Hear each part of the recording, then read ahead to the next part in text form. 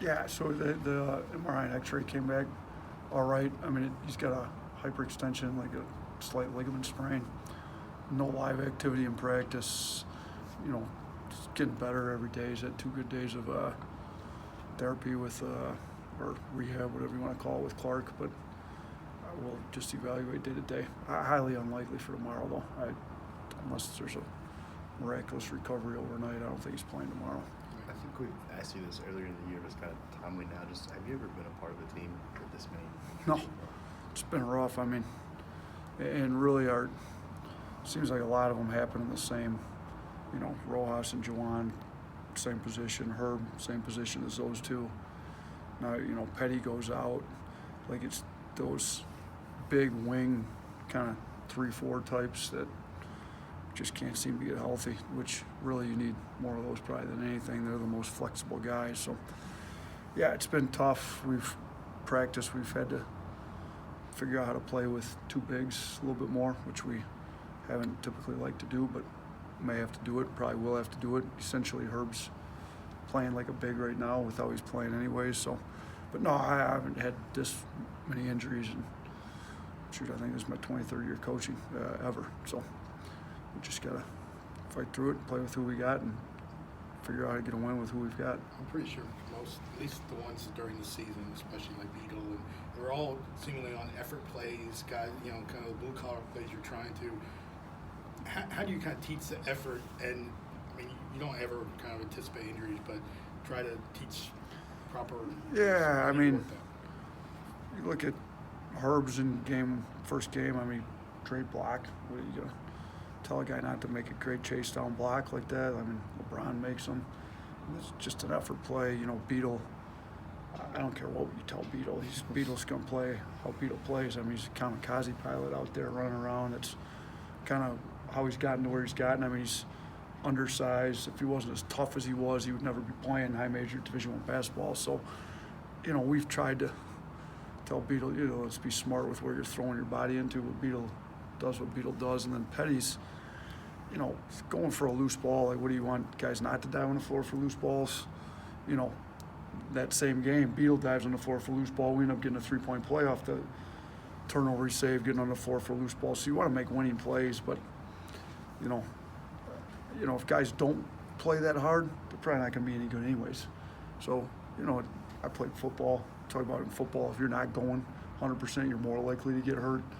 We're going to play hard. We're going to, you know, we typically don't have these injuries, and I think we've got maybe the best trainer, if not the best, one of the best in the entire business of college basketball. He's going to get them back. We're, you know, in the spring, summer, we'll get everybody back healthy and hopefully have a lot better go of it next year with the injuries. Jaden's had a decent amount of offensive rebounds in the last 5 games. Is that something that you've seen in his game and just his ability to get forward? Yeah, he's really good at Mississippi State. I thought he's made some really tough effort plays. I think he's trying to make more of those winning plays, tough plays, and you know, we need him to. I mean, shoot, when you put Kyra, Beetle, and Jack on the floor together, all of a sudden Jack's now the 3. So, you know, we kind of need him to go get some rebounds like Petty had been doing. You know, Petty was playing a lot of 3-4, so now Shaq was playing a lot of 3 that game with how well Beetle played. And then obviously Kyra doesn't come off the floor much. So it's been good to see him do that, and hopefully he can continue to do it because we need him to. Also, just staying on him too, he hasn't been turning the ball over at all. I think his last 2 games. Yeah, Shaq's been playing his best basketball here, I think, here recently, which is what you want. You want your guys playing their best basketball come the end of February, March. So I think he's made great improvements. We've been on him about defense, effort, that type of stuff. He's really answered the bell. He wants to be coached, wants to get better. And then the turnovers, I think he's gotten a lot smarter with that. You know, he's offensively, his game's been playing. He's been playing at a really high level that way.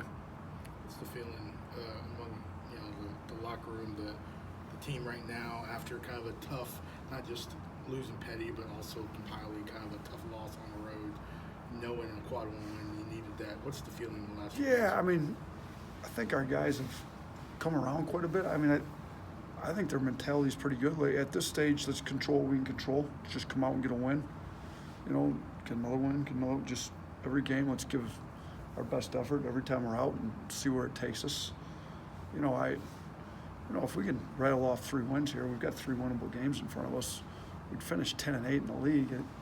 Two teams finished 10-8 in the league last year. One was a 5 seed, one was an 8 seed in the NCAA tournament. So, with our strength of schedule and everything we've got going, I think if we finish 10-8, I think we'd be in, to be honest with you. So, I think we couldn't lose in the first round of the SEC tournament. We'd probably have to at least win one up there. But so I don't think hoping the season that way is the kind. And even if it was, like we've talked to our guys about, like, we're just playing to get better every game. No matter where we end up playing in March, let's make sure we're playing our best basketball with whoever's on the floor at that time of the year. And I think that's where their mentality's at. They had a really good practice this morning when we went.